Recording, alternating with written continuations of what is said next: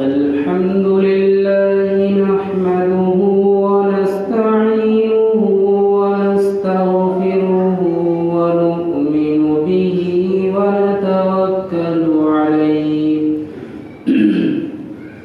ونعوذ بالله من شرور أنفسنا ومن سيئات أعمالنا من يهده الله فلا مضل له ومن يضلله فلا هادي له ونشهد أن لا إله إلا الله وحده لا شريك له ونشهد أن سيدنا ومولانا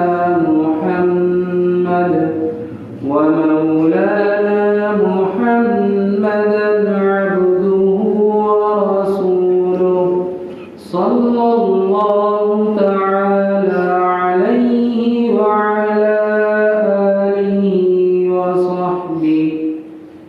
وصحبه وبارك وسلم تسليما كثيرا أما بعد فأعوذ بالله من الشيطان الرجيم بسم الله الرحمن الرحيم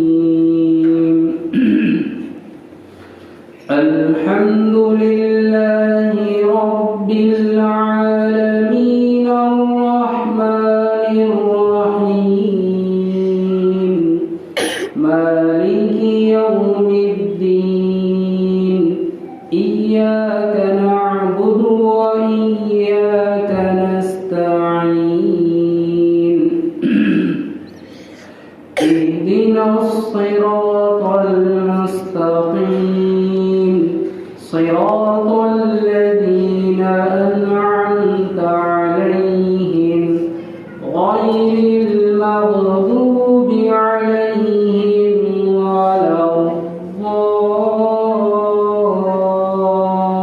الضالين آمين صدق الله مولانا العلي العظيم وصدق رسوله النبي الكريم ونحن على ذلك من الشاهدين والشاكرين والحمد لله رب العالمين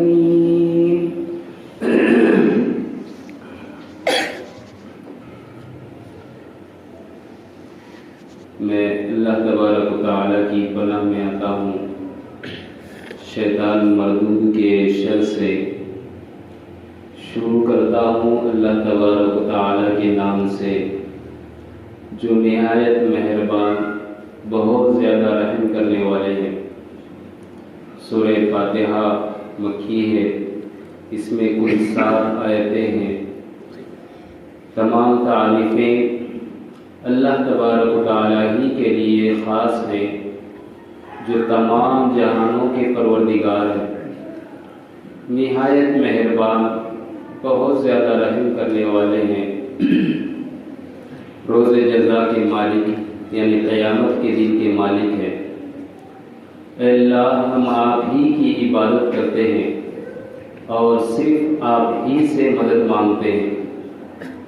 چلائیے آپ، دکھلائیے آپ ہمیں سیدھا راستہ، ان لوگوں کا راستہ جن پر آپ نے انعام فرمایا، ان لوگوں کا راستہ نہیں جن پر آپ کا غصہ یعنی غضب نازل ہوا، اور نہ ان لوگوں کا راستہ جو راہ سے بہرا ہوئے یعنی گمراہ ہو گئے۔ سورہ فاتحہ کی 5 آیتوں کی تفسیر الحمدللہ اللہ کے فضل سے مکمل ہوئی۔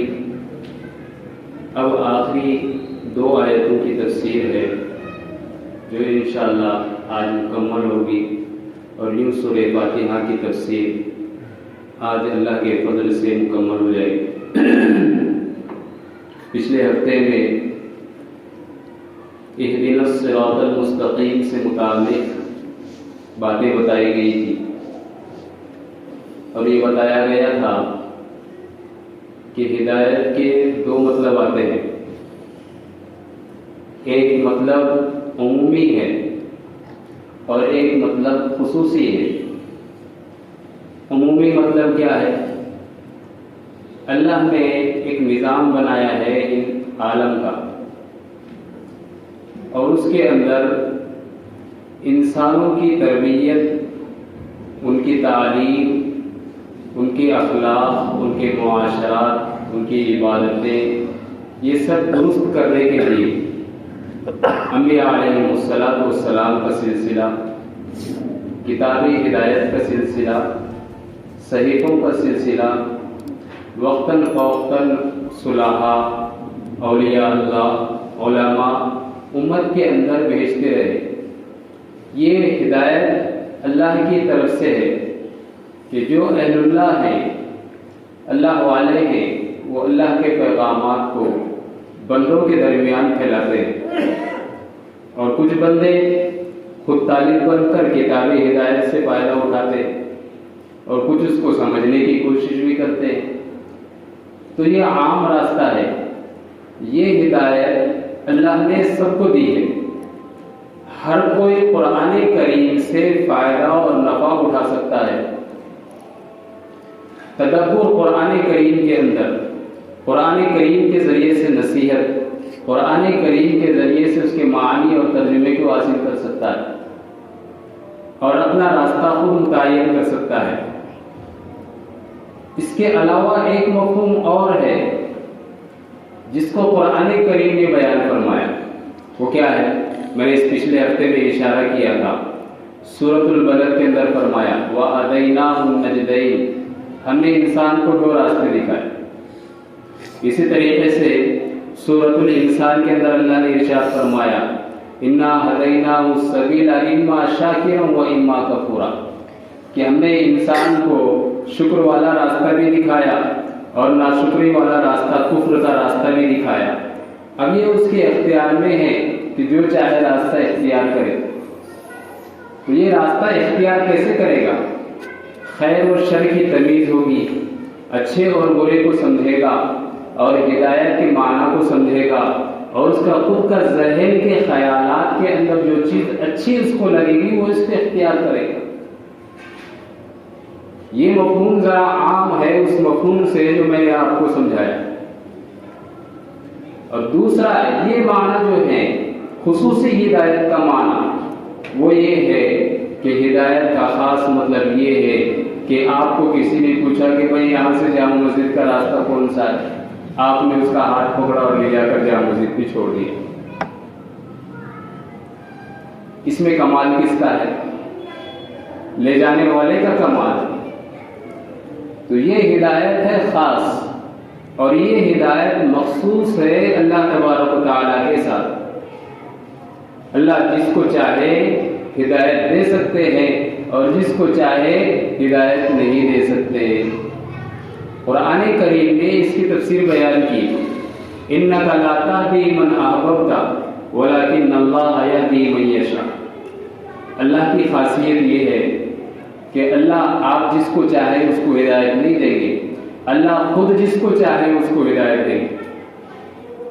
چنانچہ اگر یہ بات انبیاء علیہ السلام کے بس میں ہوتی تو ابو طالب بغیر ایمان کے دنیا سے نہ جاتے، فرعون دنیا سے بغیر ایمان کے نہ جاتا، قارون نہ جاتا، نمرود نہ جاتا، بڑے بڑے سلاطین، ظالم بادشاہ اس دنیا کے اندر گئے، کیوں بغیر ایمان کے گئے؟ یہی تھا وہ کہ خاصیت ہدایت کی اللہ تبارک و تعالیٰ کے ساتھ خاص ہے۔ سمجھنے کی ساری دلیلیں ان کے پاس تھی ہدایت کو، یہ اللہ تبارک و تعالیٰ نے بتلایا۔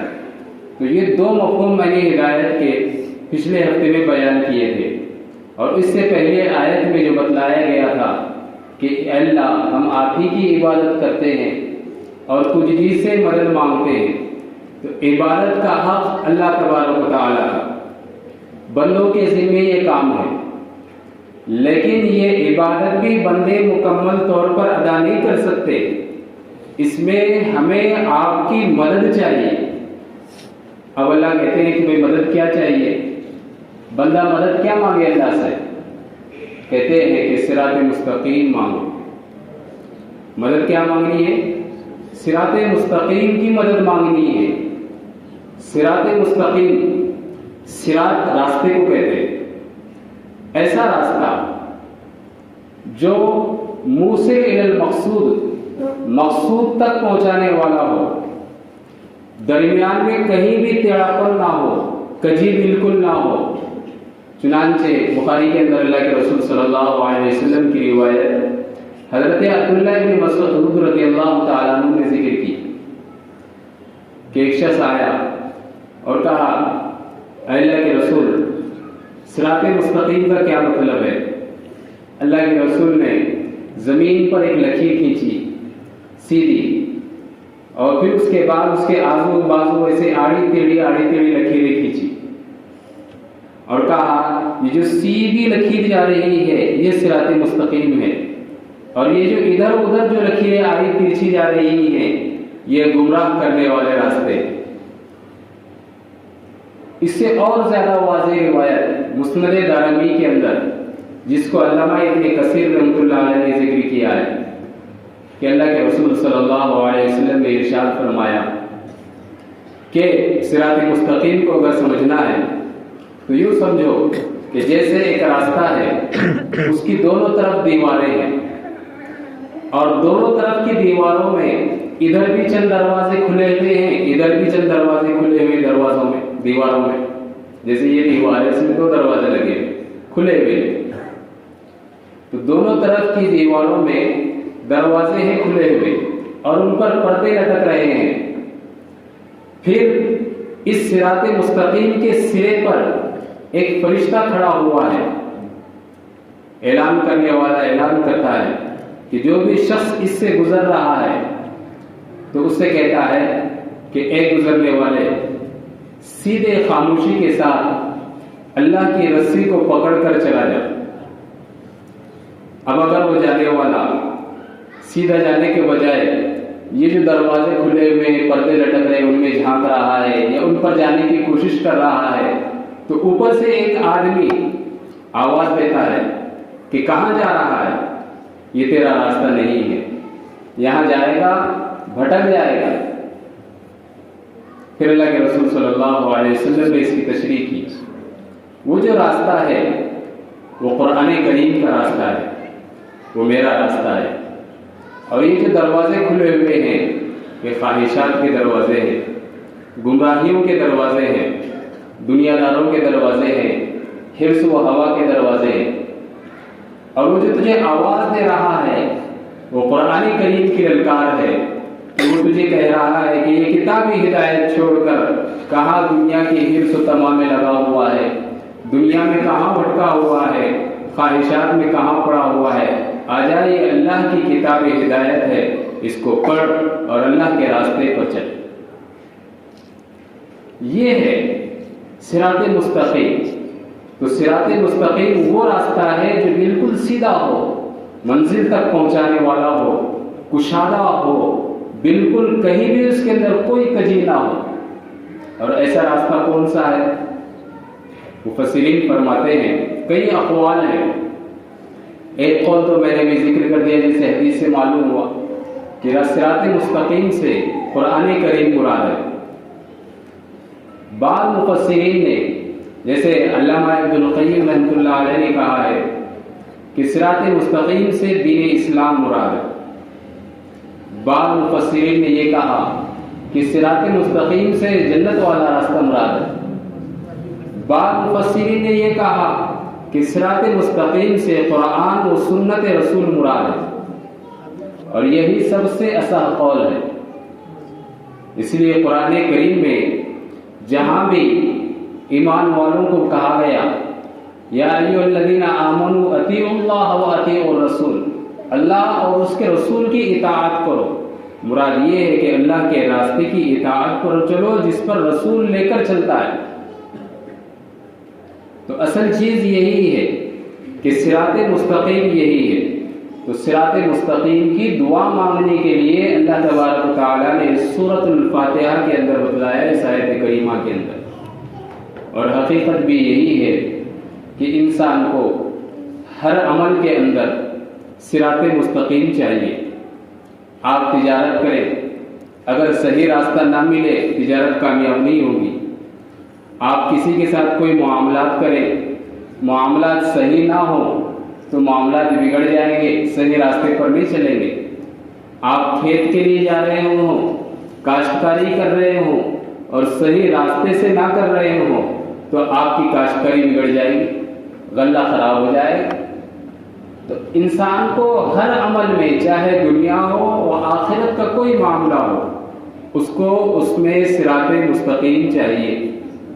صراط مستقیم کے بغیر دنیا میں بھی نہیں، آخرت میں بھی کامیاب نہیں انسان. اس لیے ہمیشہ دعا مانگنا چاہیے. دعا مانگنے سے اللہ تبارک و تعالیٰ کی ذات بندوں کی طرف متوجہ ہوتی ہے. اللہ نے قرآن کریم کے اندر ارشاد فرمایا وَإِذَا سَأَلَكَ عِبَادِي أَنِّي فَإِنِّي قَرِيبٌ أُجِيبُ دَعْوَةَ الدَّاعِ إِذَا دَعَانِ. جب بندہ مجھ سے پوچھتا ہے اللہ کہاں ہے، سألك عبادی، میرا بندہ مجھ سے پوچھتا ہے، سوال کرتا ہے، تو کہہ دو انی فإنی قریب، میں یہی ہوں، بندے کے قریب ہوں بالکل. سورہ قاف میں تو اس سے زیادہ واضح ارشاد فرمایا وَنَحْنُ أَقْرَبُ إِلَيْهِ مِنْ حَبْلِ الْوَرِيدِ. بندے کی یہ شہرت ہوتی ہے نا، شہرت جو انسان کی جان جس کے اندر موجود ہوتی ہے، اس سے زیادہ قریب انسان کی اور کوئی نہیں ہے. اللہ کہتے ہیں کہ ہم اس سے بھی زیادہ قریب ہیں انسان کی. تو دعا مانگی جائے. اب تو ہمارا ماحول اور معاشرہ یہ ہو گیا ہے کہ ہم دعا مانگتے ہی نہیں. پتہ نہیں ہم کو دعا سے کیا کہتا ہے کہ نماز بھی یوں پڑھتے ہیں، سلام پھیرتے ہیں اور بھاگ جاتے ہیں. ایسا لگتا ہے کہ جیسے جو ہے کسی نے آپ کو قید سے آزاد کیا تھا 2-4 منٹ کے لیے، آپ کی جو ہے مدت مکمل ہو گئی، پھر آپ کو دوبارہ قید میں جانا ہے. کسی نے جکڑ رکھا ہے. آج ہماری عبادتیں دعاؤں سے خالی ہیں، جبکہ اللہ کے رسول صلی اللہ علیہ وسلم نے ارشاد فرمایا، اتنی مختصر اور جامع حدیث ہے، بچوں کو یاد ہے، الدعاء مخ العبادت. دعا عبادت کا مغز ہے. اگر عبادتوں کا رنگ کسی کے اندر اگر آپ کو نظر آئے گا تو وہ دعا کے اندر نظر آئے گا. تو یہ بات ایسی ہی ہو گئی کہ آپ جو ہے بازار سے آم لینے کے لیے گئے اور چھلکا لے کر آئے، مغز چھوڑ دی. تو عبادتیں چھلکے کی مانی، دعا مغز کی مانی. تو مغز کوئی چھوڑتا ہے، ہر پھل کے اندر، ہر چیز کے اندر مغز اصل ہوتا ہے اور دعا ہی اصل ہے. اور آج ہم نے اتنی بڑی اہم عبادت کو اور اتنے بڑے اہم عمل کو چھوڑ دیا ہے. آپ دیکھیں جمعوں کے اندر بھی، جمعہ کے اندر، نمازوں کے اندر کہ امام سلام پھیرتا ہے کہ فوراً ہم بھاگ جاتے ہیں. تو تجارتوں کا رنگ آ گیا ہے ہماری عبادتوں میں، تجارتوں کا رنگ آ گیا ہے. تو عبادتوں کے ساتھ دعاؤں کا بھی حساب ہونا چاہیے. اسی لیے صراط مستقیم اگر چاہیے تو اللہ تبارک و تعالیٰ سے یہ دعا مانگنی چاہیے. اب یہ دیکھیے ہماری عبادتوں کا اثر کیا ہے اور ہماری عبادتوں کا حال کیا ہے. دن میں سینکڑوں دفعہ ہم سورہ فاتحہ پڑھتے ہیں، سینکڑوں دفعہ، 5 نمازوں میں، نوافلوں میں، اس کے علاوہ سنتوں میں، اور اٹھتے بیٹھتے چلتے پھرتے دہراتے رہتے. لیکن کبھی اس نیت سے کہ اللہ میرے یہ کام مشکل میں ہے، آپ اس کو سیدھی راہ دے دیجئے، میری مدد کر دیجئے اس معاملے میں، اس نیت سے ہم نے کبھی دعا کی ہے؟ کیا ہم نے یہ تصور اپنی نمازوں کے اندر، عبادتوں کے اندر قائم کیا ہے؟ بالکل نہیں کی. اسی لیے ہماری عبادتیں خالی ہو رہی ہیں، اس کے اندر اللہ کا تصور نہیں پیدا ہو رہا ہے، تقرب پیدا نہیں ہو رہا، اللہ کی قربت نہیں بڑھ رہی ہے عبادتوں کے اندر. اور جو کچھ بھی ادا ہو رہی ہیں تو وہ ایسی ٹوٹی پھوٹی ادا ہو رہی ہے. اس کے لیے علماء نے شرط لکھی ہے. شرط کیا ہے کہ سب سے پہلی چیز کہ جب آپ مانگنے کے لیے بیٹھے تو جس چیز کو آپ حاصل کرنا چاہ رہے ہیں یا جس چیز کے بارے میں اللہ تبارک و تعالیٰ سے مانگنا چاہ رہے ہیں، پہلے آپ اس کا عزم کریں، مکمل ارادہ کریں، پھر اس کے بعد اس پر عمل کو چاہیں. ارادہ ہو کہ میں یہ کام کر رہا ہوں، اللہ آپ توفیق دے، اور اس کے اوپر پھر میں عمل بھی کروں گا. عزم مصمم ہو اور عمل ہو، پھر تب جا کر دعا کے لیے ہاتھ اٹھائیں، پھر تب جا کر دیکھیں آپ کو توفیق شامل حال ہوتی ہے یا نہیں ہوتی. مفسرین نے اس کی بہترین مثال قرآن کریم آپ اٹھائیں. سورہ یوسف قرآن کریم کے اندر بڑی مشہور سورت ہے. اس سورت کے اندر کیا منظر کھینچا ہے اللہ نے کہ حضرت سیدنا یوسف علیہ السلام کو گورنر کی بیوی زلیخا اپنی طرف خواہشات کے لیے کھینچتی ہے. حضرت یوسف منع کرتے ہیں زبان سے، لیکن وہ منع کرنا بھی کیا منع کرنا، وہاں تو حکم تھا، رائے تھوڑی تھی کہ زلیخا کی طرف سے حکم تھا کہ میرے لیے آؤ تم، اور اس کے لیے اس نے ساری تدابیر کر رکھی تھی. چنانچہ تنہائی کا ماحول تھا، دروازے بند کر دیے گئے تھے. اب اگر وہاں پر حضرت یوسف علیہ السلام کو جو دعوت دی گئی تھی وہ نہ کرتے تو پھر جو ہے دوسرے اندیشے بھی تھے وہاں پر موجود، یہ سارے خطرات موجود تھے. لیکن حضرت یوسف علیہ السلام نے پہلے زبان سے انکار کیا، پھر اس کے بعد پوری کوشش کی، عمل کی، کیا بھاگنے کی، بدکاری سے. معلوم ہے دروازے بند ہیں لیکن پھر بھی کیا کر رہے ہیں، بھاگ رہے ہیں، تیزی کے ساتھ دوڑ رہے ہیں. زلیخا پیچھے سے آواز دیے جا رہی ہے، یوسف کہاں جا رہے ہو، ایسا موقع نہیں ملے گا. لیکن حضرت یوسف نے سارے عمل کی پوری تگ و دو کوشش لگا دی بھاگنے میں.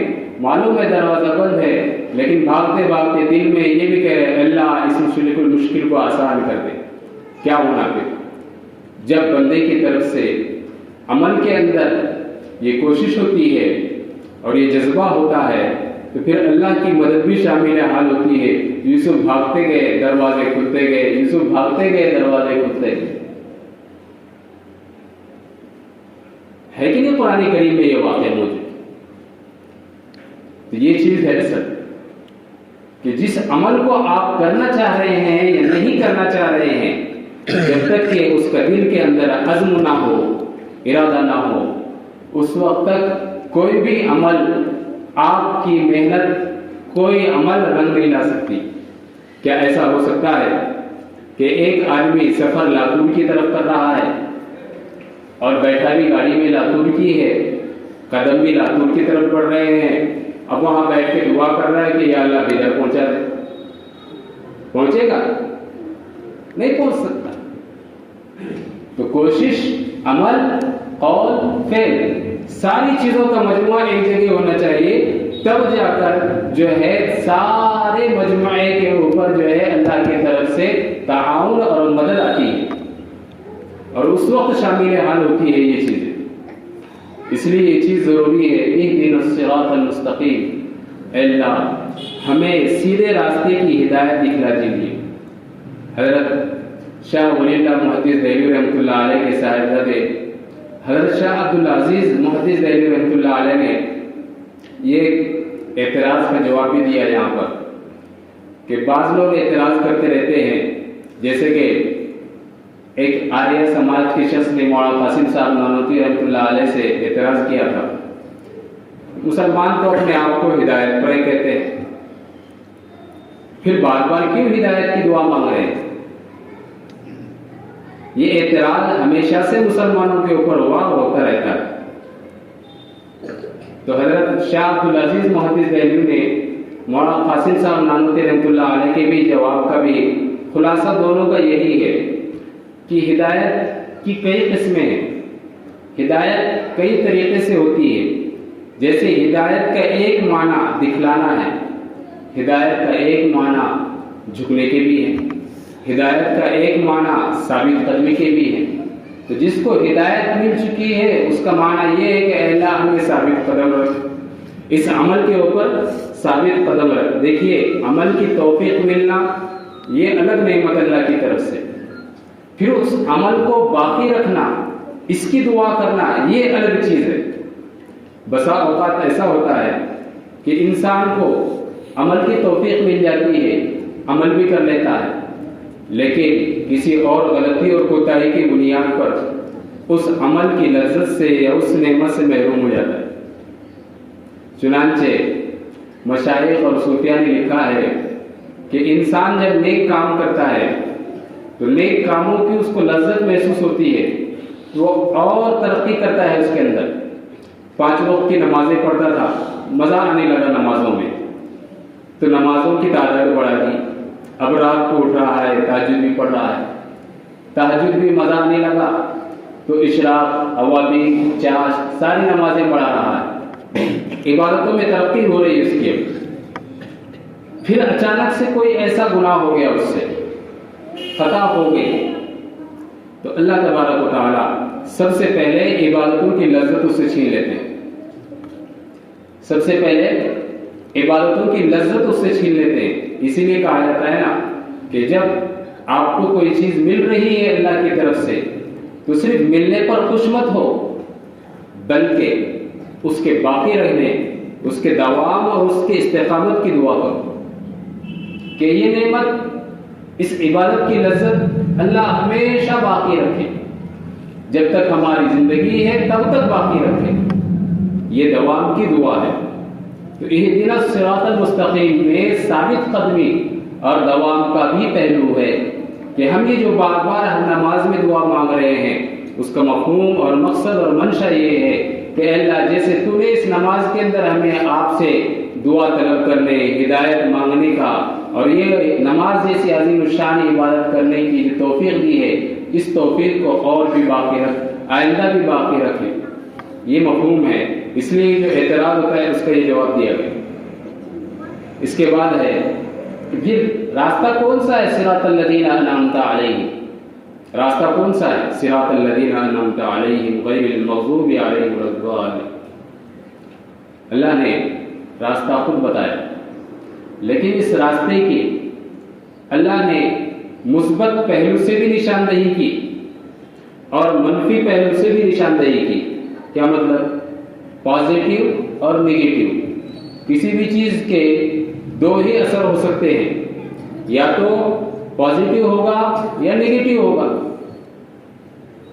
اللہ نے بتایا کہ پازیٹیو عمل کیا ہے اور نیگیٹو عمل کیا ہے، مثبت کیا ہے، منفی کیا ہے. منفی سے بچ کر چلنا ہے، مثبت کو پکڑ کر چلنا ہے. کیا ہے وہ راستہ؟ اس کو یہاں پر ذکر نہیں کیا گیا، صرف اتنا بتایا. کیا بتایا؟ صراط الذین انعمت علیہم، جن لوگوں پر ہم نے انعام کیا. نعمت کا کیا مطلب ہے؟ نعمت وہ چیز ہے کہ جس سے انسان دل کے اندر خوشی اور فرحت، سکون محسوس کرے. اب یہ چیز کس سے ملے گی انسان کو؟ اب ظاہر سی بات ہے کہ ہمارے خیالات دنیا کی حد تک ہے. ہم یہ سوچتے ہیں کہ عالیشان بلڈنگ ملے گی تو خوشی ہوگی، ہم یہ سوچتے ہیں کہ بہترین طریقے کی گاڑیاں ہوں گی تو خوشی اور مسرت ہوگی. نہیں، اس سے دلی راحت و سکون مراد ہے، دلی راحت. اور وہ کیا ہے؟ اللہ نے فرمایا وَمَن يُطِعِ اللَّهَ وَالرَّسُولَ، جو اللہ اور اس کے رسول کی اطاعت کرے، فَأُولَٰئِكَ مَعَ الَّذِينَ أَنْعَمَ اللَّهُ عَلَيْهِم مِّنَ النَّبِيِّينَ وَالصِّدِّيقِينَ وَالشُّهَدَاءِ وَالصَّالِحِينَ وَحَسُنَ أُولَٰئِكَ رَفِيقًا. سورہ نساء کی آیت ہے. یہاں ہے وہ طبقے جن کے اوپر اللہ نے نعمتیں دی ہیں. کون سے ہیں وہ؟ 4 جماعتیں.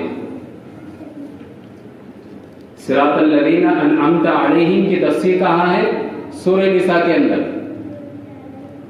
فَأُولَٰئِكَ مَعَ الَّذِينَ أَنْعَمَ اللَّهُ، یہ ہیں وہ لوگ جن پر اللہ نے انعام فرمایا. من النبیین، سب سے پہلا گروہ انبیاء علیہم السلام، صدیقین، انبیاء کی تصدیق کرنے والے، اس کے بعد تیسرے نمبر پر شہداء، راہ خدا میں جان لٹانے والے، اور چوتھے نمبر پر ہے صالحین، اللہ کے قریب لوگ، اللہ کے بالکل مقرب برگزیدہ بندے، متقین، ابرار جن کو کہتے ہیں۔ یہ 4 لوگ ہیں۔ چنانچہ شیخ الہند رحمۃ اللہ علیہ نے عجیب بات بتائی کہ اللہ کے یہاں نعمت کی تکمیل 2 چیزوں سے ہوتی ہے، ایک ہے علم اور ایک ہے عمل۔ علم اور عمل سے مل کر اللہ کی کسی بھی نعمت کو سمجھا جا سکتا ہے، لیا جا سکتا ہے۔ صرف علم ہوگا تو کوئی مطلب نہیں، اور عمل ہے لیکن علم نہیں ہے تو پھر کیا مطلب؟ تو دونوں چیزوں کا اتحاد، اور یہ جو 4 جماعتیں ذکر کی ہیں، اس میں سے 2 علم والی ہے، 2 عمل والی ہے، دونوں کے مجموعے کو جوڑا اللہ نے۔ انبیاء علیہم السلام وحی الہی، علم الہی کو لے کر آتے ہیں، اور صدیقین اس علم الہی کے موافق لوگوں کی تصدیق لے کر چلتے اور تصدیق کو کرتے، سچائی کو بیان کرتے۔ کیسی تھی صدیقین؟ حضرت ابوبکر صدیق رضی اللہ تعالیٰ عنہ کو صدیق یوں ہی کہا گیا، ایسے ہی تھوڑی کہا گیا، بلکہ اگر یوں کہیں کہ صدیق وہ ہوتا ہے جو نبی کا عکس ہوتا ہے، آئینہ ہوتا ہے۔ یہ بات میں کیسے کہہ رہا ہوں؟ آپ ذرا سیرت النبوی کے دروازے کو کھولیں، صلح حدیبیہ کا معاہدہ چل رہا ہے، اور معاہدہ لکھا جا رہا ہے۔ اس وقت چند صحابہ اکرام کو یہ معاہدہ بالکل پسند نہیں تھا، اس لیے کہ یہ جو صلح ہو رہی تھی، یہ صلح دب کر ہو رہی تھی، دباؤ میں ہو رہی تھی۔ تو حضرت عمر بھی تھوڑا برانگیختہ تھے، اور اللہ کے رسول کے پاس آ کر شکایت کی، اے اللہ کے رسول، کیا ہم حق پر نہیں ہیں؟ اللہ کے رسول نے فرمایا کہ عمر کیا بات ہے، بالکل ہم حق پر ہیں۔ پھر حضرت عمر نے فرمایا کیا وہ باطل نہیں ہے؟ تو آپ نے فرمایا کہ عمر بالکل باطل ہے وہ۔ تو پھر آج حق دب کیسے گیا اور باطل کو اوپر کیسے آنا پڑا؟ باطل غالب کیوں ہوا آج؟ تو اللہ کے رسول صلی اللہ علیہ وسلم نے فرمایا عمر لن یضیعنی اللہ، اللہ مجھے ہرگز ضائع نہیں کرے گا، میں اللہ کا رسول ہوں، اللہ ضائع نہیں کرے گا، اس میں مصلحت ہے، حکمت ہے۔ یہ کہہ کر اللہ کے رسول نے حضرت عمر کو جواب دے دیا، اللہ مجھے ضائع نہیں کرے گا۔ لیکن حضرت عمر تھے، وہ خاموش نہیں رہے، وہاں سے حضرت ابوبکر صدیق کے پاس آئے اور کہا کہ آپ تو اللہ کے رسول کے یار غار ہیں، آپ تو مجھے ذرا کچھ بتائیں، کیا یہ صلح دفتر نہیں ہو رہی ہے، ہم آپ پر نہیں ہیں؟ تو حضرت ابوبکر صدیق نے کیا جواب دیا؟ حضرت ابوبکر صدیق نے یہ جواب دیا کہ ہمارے درمیان ہم سے بہتر شخص محمد رسول اللہ صلی اللہ علیہ وسلم موجود ہے، اللہ اس کو ضائع نہیں کرے گا۔ یہ حضرت ابوبکر صدیق کے الفاظ ہیں جس کو بخاری نے ذکر کیا ہے، اور یہی الفاظ بعینی ہی اللہ کے رسول کے بھی ہیں۔ اللہ کے رسول نے خود کہا کہ اللہ مجھے ضائع نہیں کرے گا، تو حضرت ابوبکر صدیق نے کہا عمر ہو سکتا ہے اس میں کوئی مصلحت ہو، اللہ کے رسول کو ضائع نہیں کرے گا۔ تو یہ ہے کہ صدیقین کی جماعت انبیاء کی جماعت کا عکس ہوتی ہے، اس کا پرتو ہوتی ہے، اس لیے ان کے راستے کو تھامنے کو کہا گیا، ان کے پیچھے چلو۔ اور بتایا بھی اللہ کے رسول نے کہ میرے بعد میرے خلفاء راشدین کی اتباع کرنا، صحابہ کرام کی اتباع کرنا، اصحابی کا نجوم بِأَيِّهِمْ اقْتَدَيْتُمْ اهْتَدَيْتُمْ، میرے صحابہ تو ستارے کی مانند ہیں، بس چلے چلو پیچھے۔ جس کے پیچھے بھی چلو گے کامیاب اور نایاب ہو جاؤ گے۔ اسی لیے تو اللہ کے رسول صلی اللہ علیہ وسلم نے صحابہ کرام کے اوپر وہ محنتیں کی تھی کہ ہر ایک کو ہدایت کا آفتاب اور مہتاب بنایا، اور یوں ہی گارنٹی نہیں دی تھی کہ جو اس کے پیچھے چلے کامیاب ہو جائے گا، بنایا تھا، محنتیں کی تھی۔ تو یہ ہے دوسری جماعت۔ تیسری، یہ دو ہیں علم والے، اگرچہ کہ ان کا عمل تو علم تو وہاں بھی ہوتا ہے، عمل میں تو یہ لوگ ہوتے ہی ہیں، لیکن قوت عمل میں جو کردار ہے وہ کردار دین کے لیے، اس علم کو جاننے کے بعد اس پر عمل کرنے کے لیے اصل کردار شہداء کا ہے، کہ جو راہ خدا میں اللہ کے دین کو لے کر کھڑے ہوتے ہیں اور گردنیں کٹا دیتے ہیں، اپنے نفس کو جھکا دیتے ہیں۔ دونوں طرح کی کردار ہے اس میں۔ جہاد دو طرح کا ہوتا ہے، ایک جہاد اصغر، ایک جہاد اکبر۔ جہاد اصغر میدان جنگ میں دشمنوں سے لوہا لینا، اور جہاد اکبر من النفس، نفس سے جہاد کرنا۔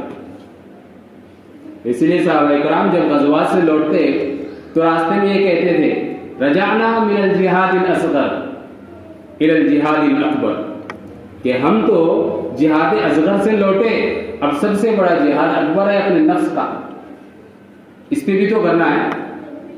تو شہداء کا مطلب یہ نہیں ہے کہ جو صرف راہ خدا میں جان کٹائے، بلکہ اپنے نفس کی بھی قربانی دے، وہ بھی شہید ہے۔ تو یہ دونوں بھی جہاد ہے۔ تو یہ ہے شہداء کا مرتبہ۔ اور چوتھا جو ہے وہ ہے صالحین کا، نیک لوگوں کا، ابرار کا۔ ان الابرار لفی نعیم، کہ نیک لوگ تو عیش و آرام میں جنت النعیم میں رہیں گے، یہ صالحین ہیں۔ اور صالحین میں وہ تمام لوگ آ گئے جن کی صفتیں آگے ذکر کر رہا ہے قرآن کریم، صابرین، متقین، اللہ تبارک و تعالیٰ کی رحمت سے نا امید لوگ نہیں رہتے، تو یہ تمام لوگ اس کے اندر ہیں۔ تو اللہ نے فرمایا کہ اگر قرآن کریم کا سیدھا راستہ تم اپنے اندر سمونا چاہتے ہو تو یہ چار جماعتوں کو پکڑ کر چلو، ان کے نقش قدم پر چلو۔ لن تضلوا ما تمسکتم بہ، جب تک کہ ان کو مضبوطی سے پکڑے رہو گے ہرگز گمراہ نہیں ہوں گے، کبھی گمراہ نہیں ہوں گے۔ اس سے یہ بات معلوم ہوئی کہ انسان چاہے علم و فضل کے کتنے ہی مقام پر اعلیٰ معیار پر پہنچ جائے، لیکن اس کی زندگی میں تربیت کرنے والا مربی کوئی نہ کوئی موجود ہونا چاہیے، ورنہ راہ سے بھٹکنے کا خطرہ رہتا ہے۔ کیا ہم صرف میڈیکل کی کتاب پڑھ کر دواخانہ کھول لیتے اور یہ کہتے ہیں کہ بھئی بچہ ڈاکٹر بن کے آیا، میڈیکل کی کتابیں پڑھا ہے، تو میڈیکل کی کتابیں پڑھ لینے سے کوئی ڈاکٹر بن جاتا ہے؟ اور اگر کوئی اس کے پاس علاج کرنا شروع کر دے تو شفا ہونے کے بجائے قبرستان کھل جائے گا وہاں۔ ایسے ہی قرآن کریم کو سمجھنے کے لیے، اس صراط مستقیم کو سمجھنے کے لیے اس کی رہبری، رہنمائی اور قرآن کریم کو سمجھانے والے کی تربیت ضروری ہے۔ اگر کوئی یہ کہنا چاہے کہ قرآن کریم نے کہا وَذَكِّرْ فَإِنَّ الذِّكْرَىٰ تَنفَعُ الْمُؤْمِنِينَ، نصیحت حاصل کرتے رہو، اللہ نے تو ذکر کیا ہے وَلَقَدْ يَسَّرْنَا الْقُرْآنَ لِلذِّكْرِ فَهَلْ مِن مُدَّكِرٍ، کوئی نصیحت قبول کرنے والا ہے، قرآن کریم کے اندر غور و فکر کرنے والا ہے نصیحت، تو اب اٹھائے اپنے آپ سمجھنا شروع کرے۔ ایسا نہیں ہو سکتا۔ میں نے پہلے ہی ہفتے میں جب قرآن کریم کی ہم نے تاریخ بیان کی تھی، وہاں پر یہ بات ذکر کی تھی کہ جس طریقے سے قرآن کریم کے الفاظ منزل من اللہ کی طرف سے اترے ہوئے ہیں، اسی طریقے سے قرآن کریم کا ترجمہ، قرآن کریم کا مفہوم، قرآن کریم کے معانی یہ بھی منزل من اللہ ہے، اللہ کی طرف سے اترے ہوئے ہیں۔ دلیل کیا ہے؟ سورۃ القیامہ، لا تحرک بہ لسانک لتعجل بہ ان علینا جمعہ وقرآنہ فإذا قرأناه فاتبع قرآنہ ثم ان علینا بیانہ۔ یہ ہے دلیل۔ اللہ کے رسول جبرائیل امین کے ساتھ ساتھ میں اپنے ہونٹ ہلاتے تھے وحی کی نزول تک۔ اللہ نے منع کیا، قرآن کریم ہم نے نازل کیا ہے، ہم اس کو محفوظ رکھیں گے، آپ خاموشی کے ساتھ سنتے رہیے. اور قرآن کریم کا ادب بھی یہی ہے تو اذا قرئ القرآن فاستمعوا له وانصتوا. قرآن کریم جب پڑھا جائے تو اس کا ادب یہ ہے کہ غور کے ساتھ سنو، خاموشی کے ساتھ سنو اور ادب کے ساتھ سنو. تو یہی سمجھایا گیا اللہ کے رسول کو کہ آپ اپنی زبان کو حرکت نہ دیں، خاموشی کے ساتھ جبرائیل امین جو سنا رہے ہیں وہ سنیے، پھر اس کے بعد جب وہ سنا کر فارغ ہو جائیں تو پھر آپ پڑھیں. اب یہ پڑھوانا ہمارے ذمے ہے، سینوں کے اندر کلام کو محفوظ کرنا ہمارے ذمے ہے. ثم ان علینا بیان، جب آپ پڑھ کر فارغ ہو چکے پھر اس کو بیان کرنا، یعنی اس کے معنی کو بیان کرنا، یہ بھی ہمارے ذمے ہے. تو ہم اپنی طرف سے کچھ نہیں بیان کر سکتے قرآن کریم کے اندر. میں اصل سمجھانا یہی چاہ رہا ہوں کہ قرآن کریم آسان ہے سمجھنے کے لیے، لیکن اس کے لیے تربیت اور رہنمائی اور رہبری کی ضرورت ہے. ہاں، بغیر مفہوم اور معانی کے آپ اس کو، جیسا آج کل ایک آدھ پڑھا کوئی کسی سے سیکھ لے تو باقی قرآن کریم اپنے آپ تھوڑا تھوڑا پڑھنا آ جاتا ہے، اس طریقے سے آپ ناظرہ پڑھ سکتے ہیں. لیکن تدبر کے اندر رہبری ضروری ہے، اس کے بغیر نہیں ہو سکتا. صحابہ کرام رضوان اللہ علیہم اجمعین نے 8 سال میں ایک سورت قرآن کریم کی سیکھی ہے. کیسے سیکھی ہو؟ یہ مفہوم و معانی کے ساتھ. تو یہ ہے پازیٹیو راستہ، مثبت راستہ کہ ان لوگوں کے راستے پر چلو، قرآن کریم کی راہ مل جائے گی. اور کن راستے سے بچنا ہے؟ غیر المغضوب علیہم ولا الضالین. پہلے جس وقت قرآن کریم نازل ہوا اس وقت امت میں 2 ہی مثالیں تھی گمراہی کی، اس لیے قرآن کریم نے اس کو یہاں پر ذکر کیا. غیر المغضوب علیہم، جن لوگوں کے اوپر اللہ کا غضب، غصہ نازل ہوا. کون ہے یہ لوگ؟ قرآن کریم میں جگہ جگہ ان کی شناعت اور قباحت بیان کی گئی. چنانچہ سورہ بقرہ کے اندر ہی وباءوا بغضب من اللہ، اللہ کا غضب نازل ہو ان پر. وباءوا بغضب علیہم، اللہ کا غصہ نازل ہو ان کے اوپر. یہ کون ہے؟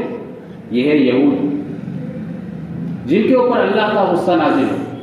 ابھی ہم آگے جب چلیں گے سورہ فاتحہ کی تفسیر ختم کر کے تو شروع میں سورہ بقرہ کے مومنین کی، مشرکین کی، منافقین کی صفات ذکر کی گئی.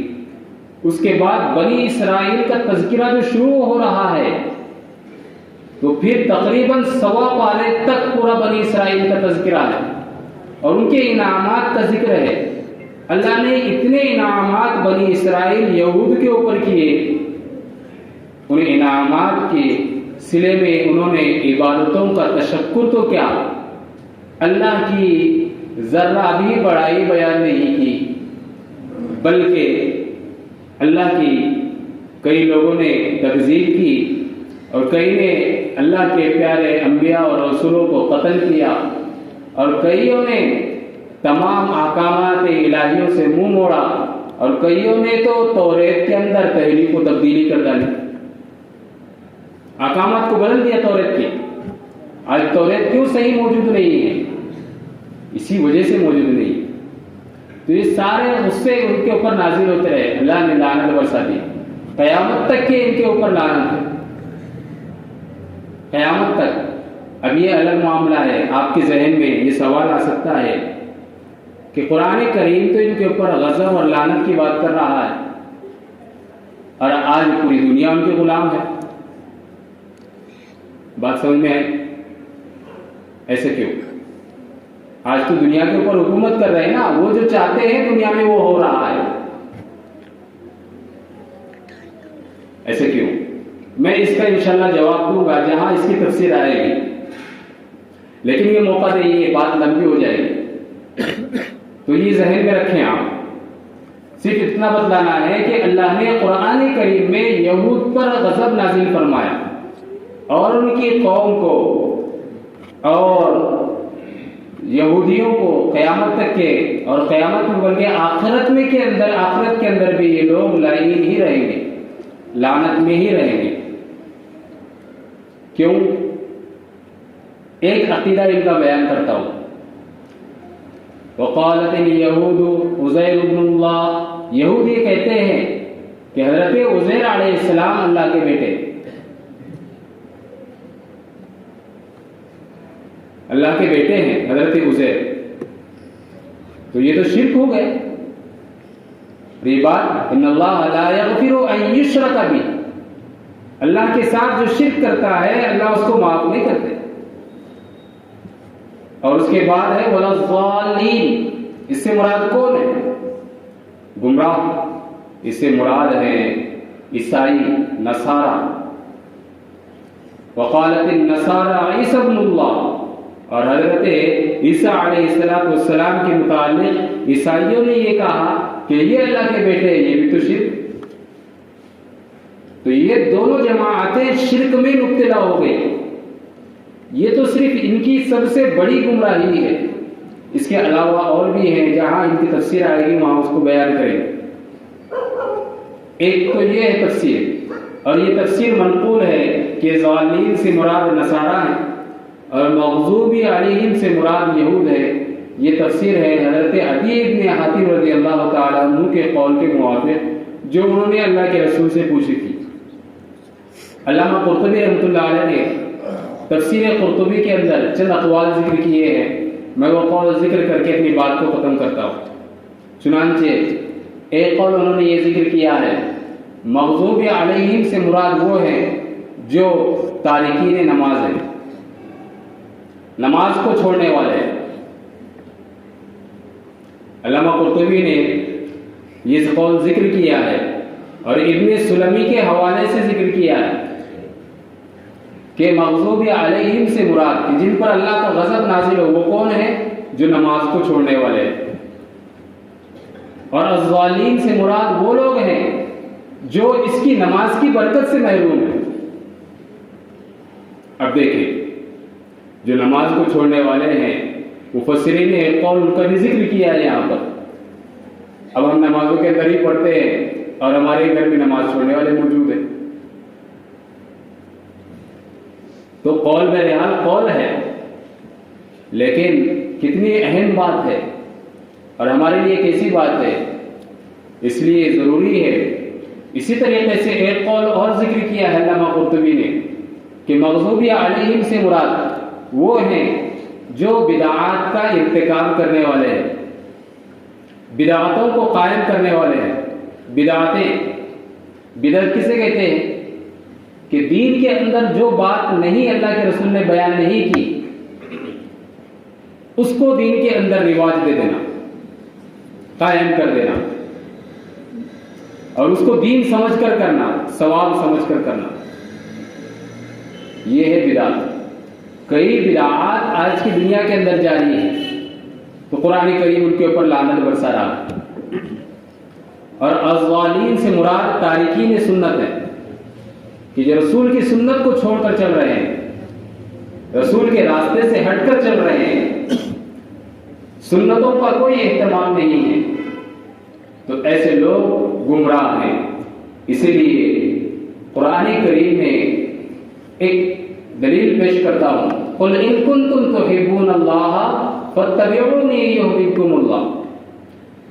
دنیا کے اندر جو شخص یہ دعویٰ کرتا ہے کہ مجھے اللہ سے محبت ہے، وہ اپنے دعوے میں نامکمل ہے اس وقت تک جب تک کہ اس کے دل میں اللہ کے رسول کی محبت نہ ہو. اور اللہ کے رسول کی محبت نام کی نہیں، اتباع والی ہو، پیروی والی ہو، نقش قدم اللہ کے رسول کے موافق چلتے ہوں، اس کے اللہ کے رسول کے نقش قدم کے موافق وہ چلتا ہو. اسی لیے سنتوں سے عبادتوں میں نور آتا ہے، زندگیوں میں نور آتا ہے، اللہ کے رسول سے محبت پیدا ہوتی ہے اور آپ کے اوپر جان لٹانے کو اور جان نثار کرنے کو دل چاہتا ہے. سنتوں کی بڑی عجیب سی کشمکش ہے. یوں کہے نا کہ کھانا کتنا ہی لذیذ بناؤ، اس میں اگر نمک نہ ہو تو آدمی کھاتا نہیں. تو بس یوں سمجھ لیجئے کہ شریعت کا سارا دار و مدار سنت کے اندر ہے. کسی بھی عمل کی روحانیت تک اگر حقیقت تک پہنچنا ہے آپ کو تو اللہ کے رسول کے طریقے کو دیکھنا پڑے گا کہ بھائی مجھے اس عمل تک پہنچنا ہے، تو پھر اس عمل کے اندر اللہ کے رسول کا طریقہ کیا ہے؟ نماز نبوی کیا ہے؟ تلاوت نبوی کیا ہے نا؟ قرآن کریم پڑھا جاتا تو نبی کا طریقہ کیا تھا پڑھنے کا؟ کھانے کا طریقہ نبی کا طریقہ کیا تھا؟ سونے کا کیا تھا؟ تو تجارت کا طریقہ کیا، معاشرت کا طریقہ کیا، اخلاق کا طریقہ کیا، یہ ساری چیزیں جو ہے سنتوں کے بیان میں آتی ہیں۔ تو ان تمام چیزوں کی بڑی اہمیت ہے، اس لیے یہ 2-3 قول تھے جو علامہ قرطبی رحمۃ اللہ علیہ نے تفسیر قرطبی کے اندر ذکر کیے، اس کو میں یہاں پر ذکر کیا۔ یوں سورہ فاتحہ کی تفسیر مکمل ہوئی۔ خلاصہ یہ ہے کہ اللہ تبارک و تعالیٰ نے یہ سکھلایا بندے کو کہ جب آپ ہمارے دربار میں آؤ تو ڈائریکٹ پہلے مانگنا شروع مت کرو، بلکہ ہماری تعریف کرو، ہماری بزرگی کو بیان کرو، ہمارے سے مدد چاہو، پھر اپنے احوال سامنے رکھو، پھر ان احوال کے اندر صراط مستقیم بہترین حال، بہترین راستہ جو ہے وہ عطا کرنے کی توفیق مانگو۔ یہ دعا مانگنی چاہیے۔ آج دعا کا عمل ہم سے چھوٹ گیا، ہمیں دعاؤں کے اوپر خاص توجہ دینی چاہیے۔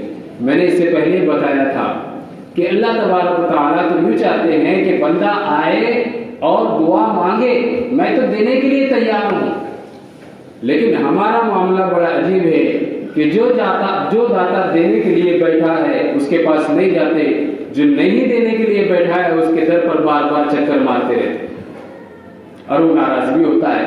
یہ تو ناراض نہیں ہوتا، کتنا ہی مانگو، کیسے ہی مانگو، کتنی دیر تک مانگو اور کتنی ہی بار مانگو، ناراض نہیں ہوتا۔ یہ ہماری کمی ہے۔ اسی کو علامہ اقبال رحمۃ اللہ علیہ نے کہا، اے طاہر لاہوتی، اس رزق سے موت اچھی جس رزق سے آتی ہے پرواز میں کوتاہی۔ تو ہمیں اس پر دھیان دینا چاہیے کہ ہماری عبادتیں کہاں جا رہی ہیں اور ہماری تجارتیں کہاں ہو رہی ہیں، ہماری عبادتوں میں، دعاؤں میں رنگ و نور کیوں نہیں آ رہا، پھیکا پن کیوں ہو گیا، اس کے اوپر ہمیں توجہ دینی چاہیے۔ اللہ تبارک و تعالیٰ سے دعا ہے کہ اللہ رب العالمین ہم تمام کو قرآن و سنت کے موافق عمل پیرا ہونے کی توفیق عطا فرمائے۔ آج وقت زیادہ ہو گیا، آپ لوگوں سے تھوڑا سا وقت لے لیا زیادہ، اور چونکہ کافی لمبی تفسیر ہو رہی تھی، 6 ہفتے ہو گئے سورہ فاتحہ میں، تو میں نے بھی مناسب نہیں سمجھا کہ زیادہ کھینچے اس کو، اس لیے یہاں پر ختم کرنا چاہتا ہوں۔ انشاءاللہ اگلے ہفتے میں سورہ بقرہ شروع۔ الحمدللہ رب العالمین، یا رب صلی وسلم دائما ابدا علی حبیبک خیر الخلق کلہم، اللہم لک الحمد کلہ ولک الشکر کلہ، اللہم اعنا علی ذکرک وشکرک وحسن عبادتک، ربنا آتنا فی الدنیا حسنہ وفی الآخرۃ حسنۃ وقنا عذاب النار، اللہم انک عفو کریم تحب العفو فاعف عنا یا کریم، یا رب لک الحمد کما ينبغي لجلال وجهك وعظیم سلطانک، اللہم ان قلوبنا ونواصینا وجوارحنا بیدک لم تملکنا منها شیئا، فإذا فعلت بنا ذلك فكن أنت ولينا في الدنيا والآخرة فاهدنا إلى سواء السبيل۔